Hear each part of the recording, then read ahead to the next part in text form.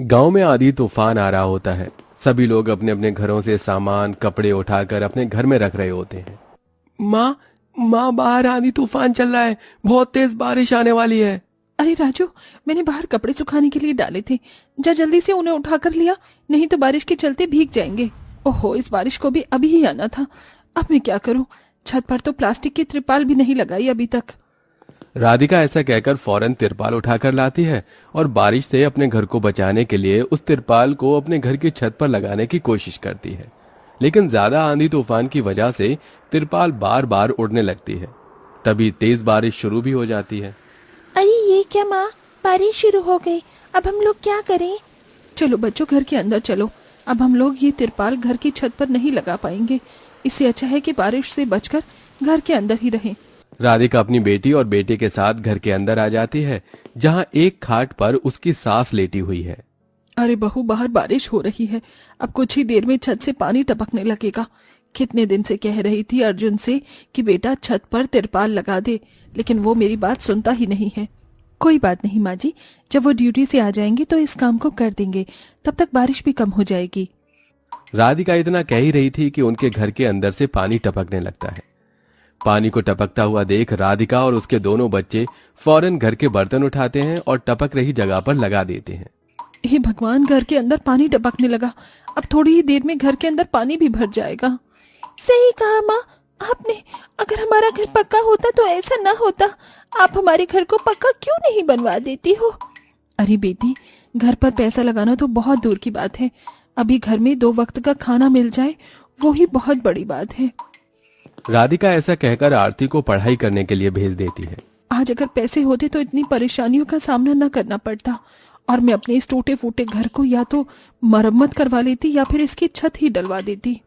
पैसा न होने की वजह से राधिका अपने घर को पक्का नहीं करवा पाती। देखते ही देखते अब उनके घर में चारों तरफ पानी ही पानी भर जाता है और इधर अमीर घर के बच्चे और माता पिता सभी बारिश में नहा रहे होते हैं।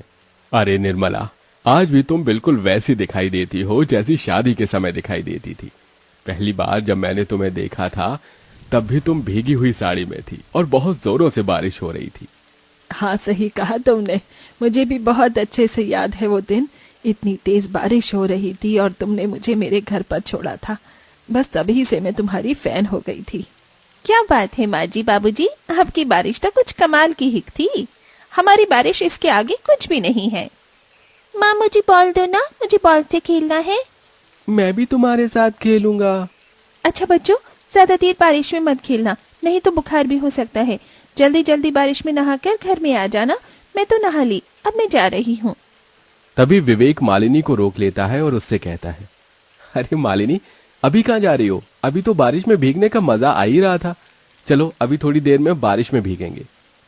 विवेक ऐसा कहकर मालिनी के साथ और अपने दोनों बच्चों के साथ बारिश में भीगता रहता है। इधर वो अमीर परिवार बारिश का आनंद उठा रहा था, तो गरीब परिवार के घर में पानी इतना भर गया था कि उन्हें बर्तन लेकर पूरे परिवार को एक साथ पानी घर से बाहर निकालना पड़ रहा था। कोई बात नहीं, सब कुछ ठीक हो जाएगा। कब क्या ठीक होगा? जब जब बारिश आती है हमारी यही आफत हो जाती है। जब पैसे आएंगे तो हम इस मकान को पक्का कर देंगे। राधिका ऐसा कहकर सभी का हौसला बढ़ा रही होती है। पूरा परिवार बहुत ज्यादा परेशान था। जब जब बारिश होती है तो गरीब लोगों के साथ ऐसा ही होता है। किसी गरीब की पक्की छत नहीं होती तो किसी के घर में सीधा पानी भर जाता है। शाम के वक्त जब अमीर बच्चे राजू और आरती को घर से पानी निकालते हुए देखते हैं तो उनके ऊपर हंसने लगते हैं। अरे ये क्या, तुम्हारे घर में तो पानी भर गया है। पता है हमारे घर में चाहे जितनी भी बारिश हो जाए कभी भी पानी नहीं भरता। हम पानी कब तक निकालते रहोगे? चलो खेलने चलते हैं।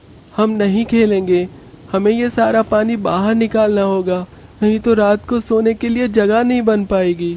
हाँ, राजू ने बिल्कुल सही कहा, तुम दोनों जाकर खेल लो।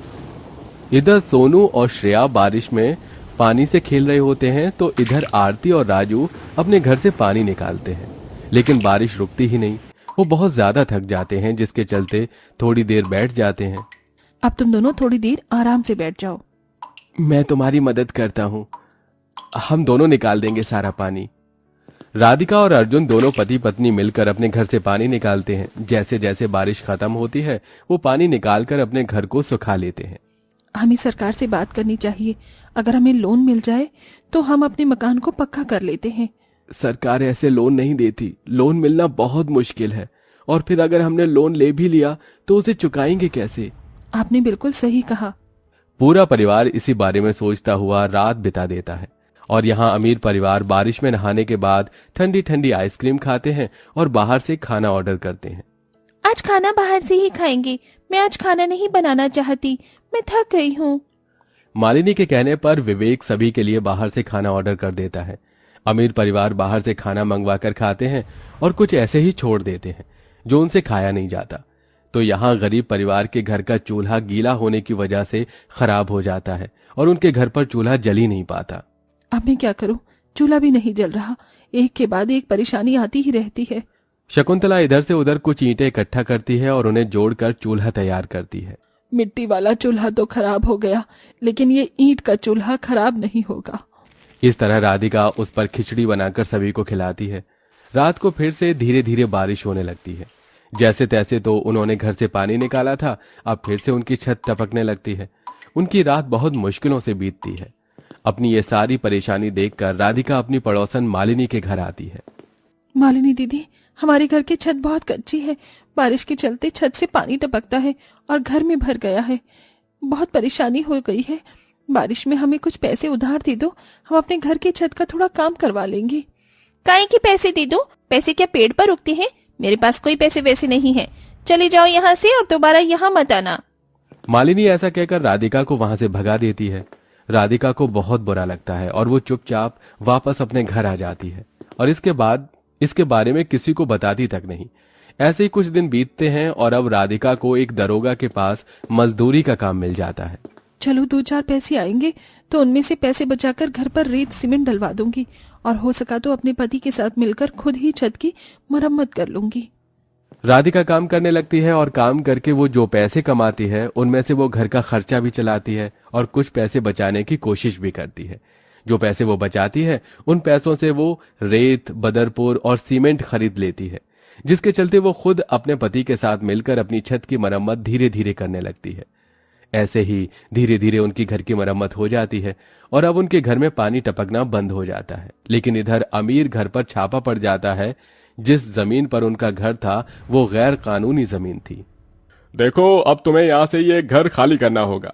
ये घर सरकार की जमीन पर बना हुआ है, इस पर तुम्हारा अब रहने का कोई अधिकार नहीं है। ये कैसे हो सकता है? सालों से हम यहाँ रह रहे हैं, ऐसा पहले कभी नहीं हुआ। तुम बहुत सालों से यहाँ बिना टैक्स दिए रह रहे हो, तो सरकार तुमसे और पैसे वसूल लेगी। इससे अच्छा है कि तुम इस जगह को ही खाली करके चले जाओ। ऑफिसर ऐसा कहकर उन्हें खाली करने के लिए कहकर चले जाते हैं। अब अमीर परिवार को अपना आलीशान घर छोड़कर बेघर होना पड़ता है। उनके सिर पर छत तक नहीं थी। उनकी ये परेशानी देखकर राधिका उन्हें अपने घर में पनाह देती है।